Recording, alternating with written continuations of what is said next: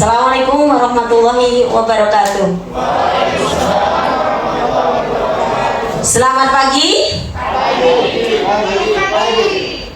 Kalau saya bilang selamat pagi, pagi harus dibangun nih. Kayaknya kalian butuh minum air asam ini. Selamat pagi. Pagi. Nah gitu, saya itu dari Jogja kemarin malam masih sempat ketawa, teriak keras kalian itu. Ini dari mana saja?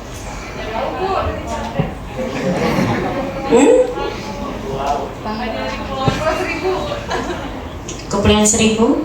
Kepulauan Seribu butuh ini.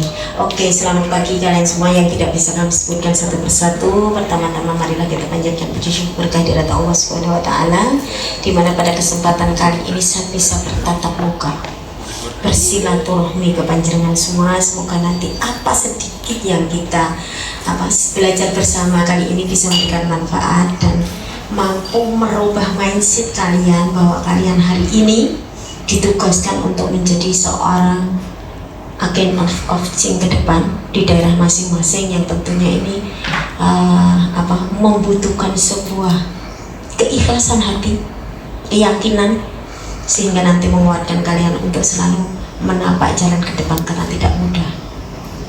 Jalan itu terjang, jalan itu berliku dan kalian harus sanggup dan mampu.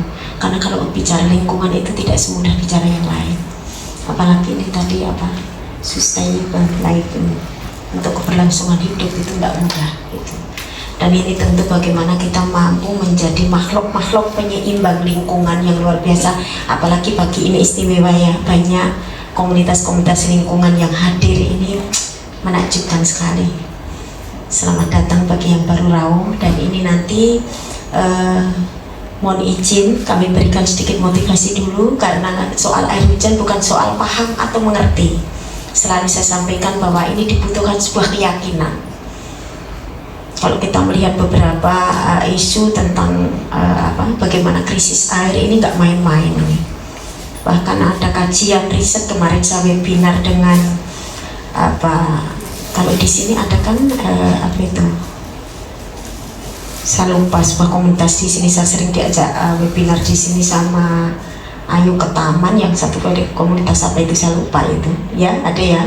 Itu bagaimana hasil riset mereka bahwa di tahun 2040 itu sangat dimungkinkan ketika kita tidak merubah perilaku kita, krisis air terjadi di Jawa. Ini nggak main-main ini. Air itu menjadi satu kebutuhan mendasar yang kita tidak bisa hidup tanpa air gitu. Bahkan bagaimana Tuhan itu menciptakan bumi ini, itu sebelumnya yang paling diciptakan awal itu air. Ini menunjukkan sebuah gambaran bahwa tanpa air itu kita tidak bisa apa-apa. Seluruh makhluk ini tidak akan mampu apapun gitu. Dalam artian kita habis, kita mampus itu. Maka kalau kata orang bijak, iya mampus, benar ini, ketawa ini dari River mana ini mas? Itu iya, karena kita nanti akan tahu ketika tetes air terakhir yang kita minum, kita akan tahu betapa tidak berharganya seluruh yang kita punya gitu. Jangan sampai kita menjadi makhluk-makhluk yang membuat bencana berkelanjutan untuk generasi mendatang, dimana di saat ini kalau kita masih melihat air yang jernih berlimpah, maka anak cucu kita juga harus melihat hal-hal yang sama. Tapi kalau kita tidak pernah berbuat dan melakukan yang menuju ke konsep itu, ke perilaku itu, maka itu sama saja kita sebetulnya sudah menghabisi anak cucu kita sendiri, generasi mendatang. Jadi jangan sampai kita menjadi seorang genosid yang menghabiskan masa depan anak-anak kita sendiri. Sepakat? Nggak semangat banget ini pagi ini. Kayaknya belum sarapan nih mbak. Tadi dari rumah sarapankah kalian? Sarapan itu tidak harus dengan nutrisi makanan tapi dicas di pikiran kalian bahwa saya datang pagi ini untuk kenal satu sama lain, sehingga ketika kita bisa ngobrol satu sama lain ini akan ada energi yang lain. Kalian itu mungkin anak-anak saya yang usia yang anak saya yang kedua ketiga ini, karena kalau saya mau udah tua tapi masih semangat, kan semangat berbagi. Maka saya ingin ayo pagi ini kita memperbarui niat kita untuk niat kita berbagi, sehingga nanti ketika niat ini kita perbaiki, kita akan selalu tersenyum dalam setiap keadaan. Senyum itu penting, karena salah satu untuk menjaga imunitas itu senyum. Sederhana loh, apalagi masa-masa pandemi seperti ini. Maka sedikit nanti silahkan buka slide-slide kami. Kita akan memperkenalkan sedikit sekilas saja karena nanti yang lebih banyak kalian untuk workshopnya tentang alat ini, dan nanti tim teknis kami yang akan menyampaikan. Nggak harus semuanya saya tak pengompor saja. Ini sedikit pengalaman perjalanan komunitas Banyu Bening ini. Paparan ini saya sampaikan dalam rangka memperingati setahun Sekolah Air Hujan Banyu Bening kemarin di 9 September 2019 kami mengadakan webinar, dan kami di pagi ini cuma mengundang Anda untuk mengikuti webinar kami lanjutan. Kami punya 2 sesi di bulan ini karena kita nanti di bulan-bulan berikutnya dengan sesi-sesi yang lain dan dengan materi-materi yang berbeda, semua terkait dengan air hujan. Di bulan ini kita punya sesi 3 sesi. Yang pertama kemarin kita webinar di tanggal 9 dalam rangka setahun Sekolah Air Hujan ini, itu dengan materi pengenalan Banyu Bening, juga bagaimana sih mitigasi dan manfaat air hujan, itu sudah lewat. Dan nanti di sesi kedua insya Allah di tanggal 18 kalau nggak salah, di flyer itu ada, silahkan nanti dilihat, nanti saya sampaikan ke panitia ya biar bisa disebar. Itu nanti tentang bagaimana sih air hujan ini dikaji secara sosiologi maupun dikaji secara ilmiahnya, karena pagi ini saya nggak mungkin menyampaikan semuanya secara utuh, dan nanti kajian-kajian secara keilmuan saintifik ini biar disampaikan mereka yang punyai basic ilmu ini, karena nanti kajian sosiologi ini akan disampaikan oleh Prof. Samsul Ma'arif.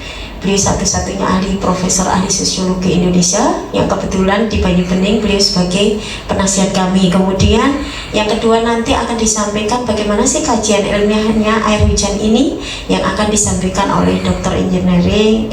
Insinyur Agus Prestio Pihadi. Beliau tim pakar kami yang kebetulan beliau sehari-hari sebagai tim pengajar pasca sarjana UGM dan S3, kebetulan ketua peneliti di Teknik Kimia UGM.